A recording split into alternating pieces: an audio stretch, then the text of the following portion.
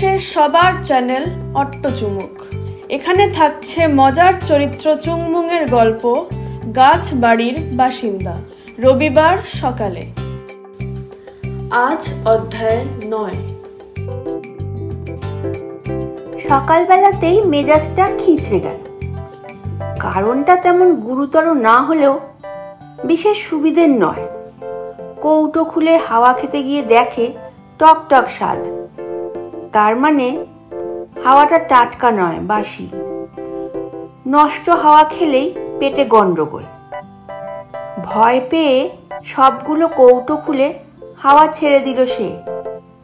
কিছু আর খাওয়া হলো না সকালে।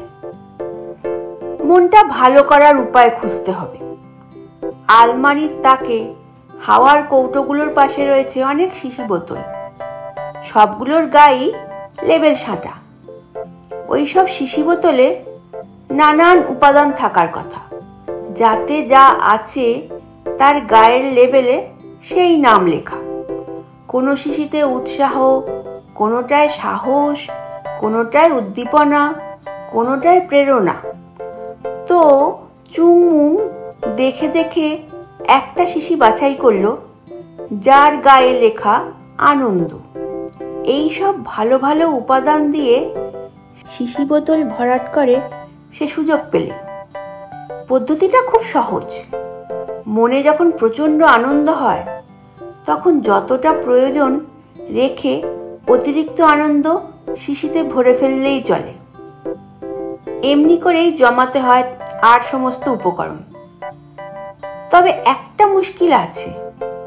শিশি বোতল আনন্দ, উৎসাহ, খুশি, আহ্লাদ ইত্যাদি উপকরণে ভর্তি থাকলে কি হবে? সেসব দিয়ে নিজেকে চাঙ্গা করতে চাইলে শরীরে ঢোকাতে হয় ইঞ্জেকশনের সূঁচ ফুটিয়ে। ব্যাপারটা মোটেই পছন্দের কাজ নয়। কিন্তু এখন একটু আনন্দ না হলে যে চলছেই না। সারাটা দিন মনমরা হয়ে থাকা কি ঠিক? আনন্দের শিশিটা হাতে নিয়ে বাক্স খুলে ইঞ্জেকশনের সিরিঞ্জ বার করলো সে। বেশি আনন্দ পুশ না করলেও হবে মনে হচ্ছে। 2-3 সিসি নিলেই মনটা চাঙ্গা হয়ে যাবে।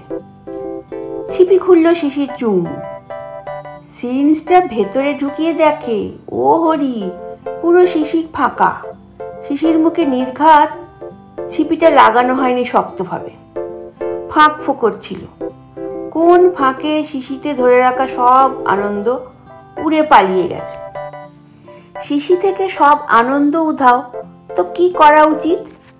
মুখ চুন করে বসে থাকা ছাড়া তো আর কিছুই মাথায় আসছে না। অবশ্য কৃত্রিমভাবে আনন্দ তৈরি করা যেতে পারে। সেটাই কি করবে? তার জন্য খানিকটা ভাবনা দরকার। ঘরের দরজায় এসে বসলো চুংমুং বেজার মুখে। মন এত খারাপ ছিল যে বসার জন্য মোড়া আনতেও ভুলে গেল। দরজায় বসে ভাবতে লাগলো, কোন কৃত্রিম পদ্ধতিতে আনন্দ তৈরি করা যায়? হাজারটা উপায় আছে। সবাই যে সব উপায়ে আনন্দ পাবে এমন নয়। অনেকেই অনেক বেয়ারা উপায়ে আনন্দ খুঁজে পায়। একবার একটা লোককে দেখা গিয়েছিল নিজের 2 গালে চুনকালি মেখে প্রবল আনন্দ পেয়েছিল। আবার অন্য একটা লোক নিজের নাক কেটে অন্যের যাত্রা ভঙ্গ করে আনন্দে নাচানাচি করছিল। আরেকজনকে সে দেখেছিল অকারণে জনৈক ভালো মানুষ স্বভাবের লোকের পিছনে মামলা ঠুকে পুলিশে ধরিয়ে দিয়ে আনন্দে আত্মহারা হয়ে গিয়েছিল। কার যে কিসে আনন্দ! প্রচুর লোক আছে যারা গাছের মগডালে বসে গোড়া কাটতে বেশ আনন্দ পায়। কেউ বোকা সেজে আনন্দে ভাসে, কারো আনন্দ নিজেকে চালাক ভাবতে। এখন সে কি করবে আনন্দ পাওয়ার জন্য? অধিকাংশ লোক আমার প্রচুর টাকা আছে ভাবতে বা যে কোনো উপায়ে টাকা রোজগার করে খুব আনন্দ পায়। তারা সবাইকে শুনিয়ে বেড়ায়, আমি এত এত টাকা রোজগার করি। টাকার নেশা সবাইকে আনন্দে আত্মহারা করে দেয়।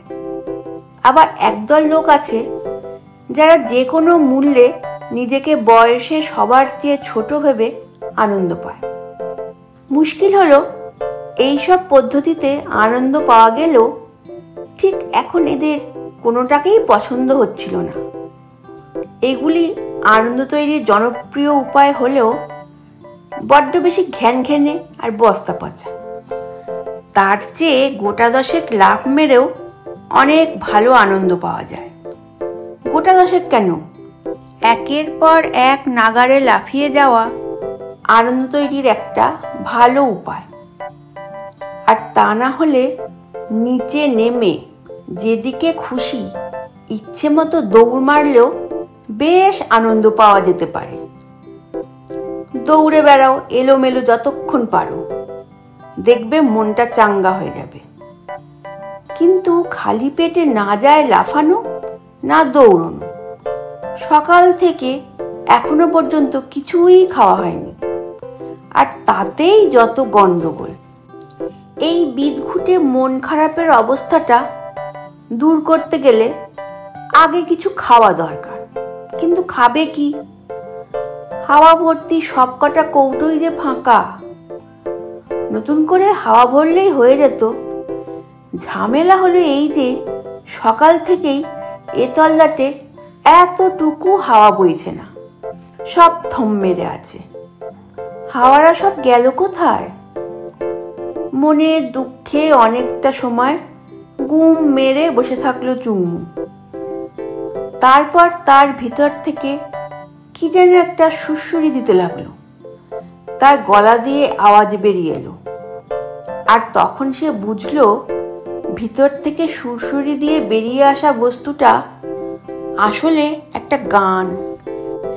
ঘরের দরজায় বসে চুংমু তারপর দুঃখের গান গাইতে লাগলো।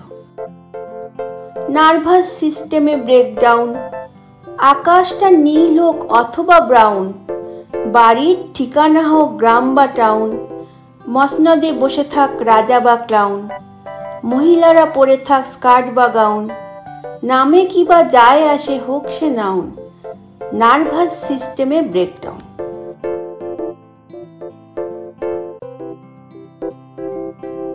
অট্টচুমুক চ্যানেলে চুংমুংয়ের গল্প গাছ বাড়ির বাসিন্দা।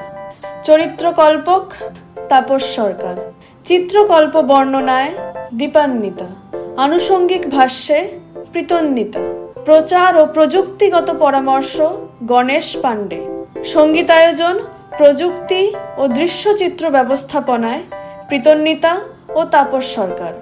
শ্রোতারা গল্প শুনে লাইক, শেয়ার, সাবস্ক্রাইব করলে চুংমুং খুব খুব খুশি হবে। উৎসাহ পেয়ে আবার আসবে রবিবার সকালে। তার জন্য শ্রোতাদের বেল আইকনটি প্রেস করে রাখতে বলছে চুংমুং।